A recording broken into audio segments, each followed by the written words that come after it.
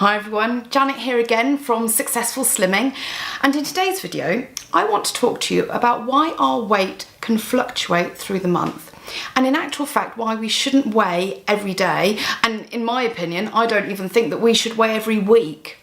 So the reason for this video, it came about because there's another YouTuber called James Smith that a few of us had seen a video of his, and it really got me thinking, because actually it's really interesting and it made me do some of my own research. And so I wanted to share a bit of what he had to say, but also add in my extra bits as well. So a lot of you will know that I lost 13.5 stone, 189 pounds, and in actual fact I found out some of my old clothes today. Now at my biggest I was a UK size 30, but here is, this one's size 26, but yeah, you can see it's quite a bit different. And I've even got an old top here. I mean, oh gosh, I can't even see which way it goes round, look. But that's my old size 30 top. Anyway, look, I didn't get to that original size without having had a few bad habits, or quite a number of them, which did include me getting on the scales more regularly than I should have done. Now, it was always weekly because, you know, we've been indoctrinated to do that.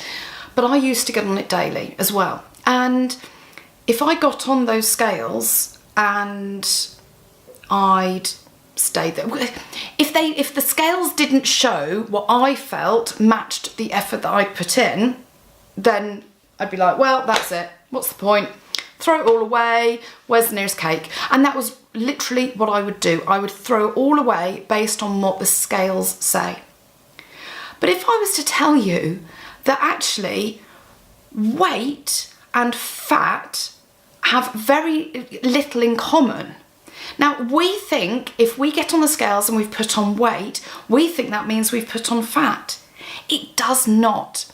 So I'm going to show you something. Excuse me for a moment. I've got a glass of water here.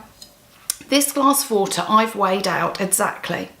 Now, that is a pound. Now you think about that. We are told on health guidelines to drink 2 litres of water per day. That's 4 of these glasses. So let's think the relationship between weight and fat. Well, how would I put on a pound of weight but not put on any fat? It'd be one of these, wouldn't it? And the thing is, as the day goes on, you know, and we go to the toilet and we've all got different rhythms, you know. I've got a really lazy gut. I mean, honestly, it is not uncommon for me to go 7 to 10 days between going to the loo, if you know what I mean. Oh, I always go on the scale straight afterwards because that's when I actually see, you know, what I am when I'm empty. But you know that actually that's how your body goes. So it's so important that when you get on the scales, if there hasn't been a change, or even if it's gone up, that doesn't mean that you've put on fat. It might just mean that you're holding water. There are things that make us hold on to water a bit more. Alcohol, salt and fatty foods. That makes us hold on to water. Excuse me, let me just put this down a second. But did you know, I mean, we've all heard about, you know, oh, at the time of the month or whatever, you know, we might put on a little bit of weight. But in my research, I found out that that can range from anywhere from £0.5 pound to £10. Now, the reason for that is because there's a hormone progesterone that we, on our cycle, if we're not pregnant, those levels drop.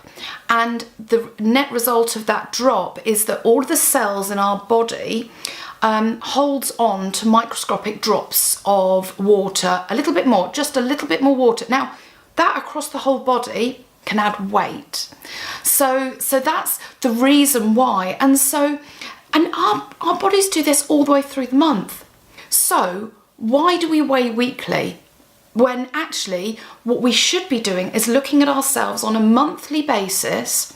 And just imagine that, yes, we're going to sometimes have bits where it goes down, but ultimately it's going to go up and down, up and down, up and down. As long as it's going in the right direction, it doesn't matter.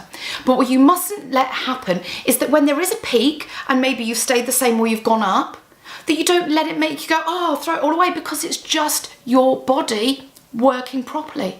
It's doing its job.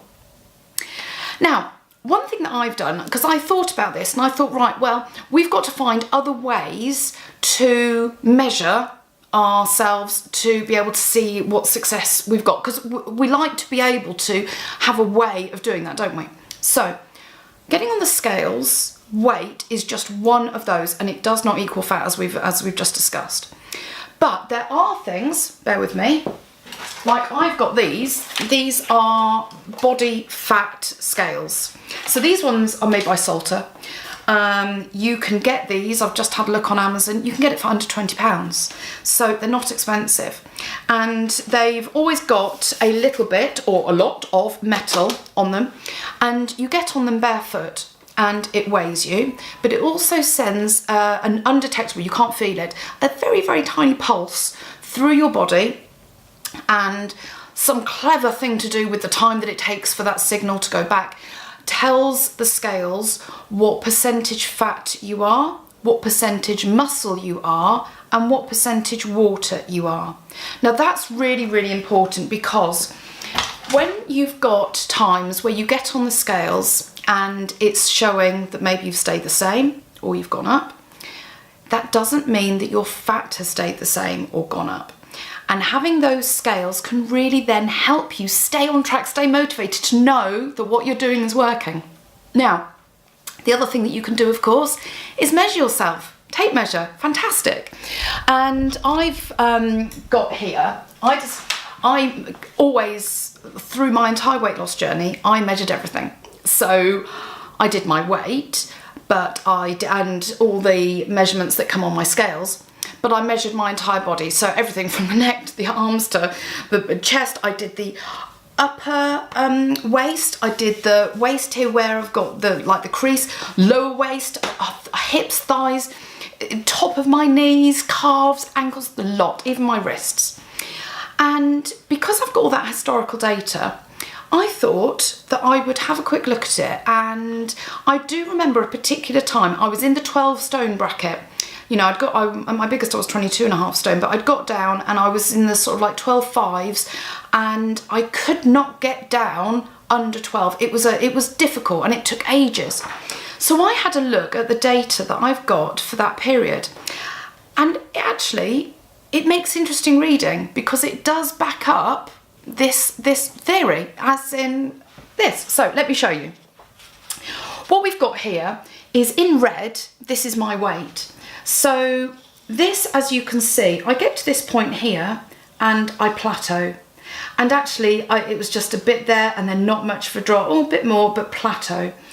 And I remember actually being really quite demotivated here. But look at the fat. The fat, during that plateau, look what happens to the fat. The fat still goes down. And my waist measurements didn't plateau at all. Well, that's a week, and that's a week, but that's not really a plateau, is it? So we've gone all the way down here. But look at this sudden massive drop. Almost after my weight plateau, suddenly I lost loads off my waist. I don't know how the body does it. I don't know how it works, particularly in that case. But that is evidence. Do not let your motivation on a daily basis be based on whether you've stayed the same on the scales or not. There's so many other metrics that we need to take into consideration. So we've really got to help ourselves. So get out there. If you haven't got those scales, go and get them. Get your tape measure out. Download an app like MyFitnessPal or something like that, so that you can measure and you can track, and keep motivated. That's how this works. If you're motivated, you're going to do it. It's a job done deal. But staying motivated is easier if what you think you're doing is working. So I hope that's been helpful, and I hope you're having a great weekend, and I look forward to speaking to you soon. Bye bye then.